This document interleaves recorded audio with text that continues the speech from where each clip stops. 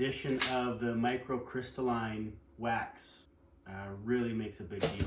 LCF, you know, that look cool factor. So it's going to apply a bit more here. And as I've been doing it, I've learned that you don't need wax up on the waistband. You don't need wax on the insides of your pockets and stuff. So this front part, a little easier on. You don't need to worry so much about having too much wax up there. Chunk brush and the bristles to even it out. Apply a bit more in that area. I'm not too concerned about that. That stuff's going to come off as you wear them. I just don't worry about it. I actually find warming it up first helps. All right, the most blaring thing that is obvious with wax canvas is there's like wax on your clothes. It's a pain in the ass. Your hands get waxy. It's a little sticky to begin with. Ironically, the waxed feeling.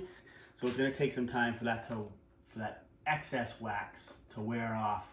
But they're a lot more constricting. Work it in. There's no real way of getting around that. It's messy as hell. Wax gets everywhere. That's what I now have a lot of wax. Or find some way to deal with it. You probably don't need as much as I've got. I like doing the experimenting and stuff like that because it really does make a big difference. Yeah. What else am I going to talk about? Cleaning up all this stuff. I got wax everywhere, and I can make a fair bit mess in here. It's not catastrophic. Yeah. That's that. So thanks for watching. I appreciate coming along. If you got any questions, just let me know. And if you got any tips to help me, I'd really appreciate that. Thanks.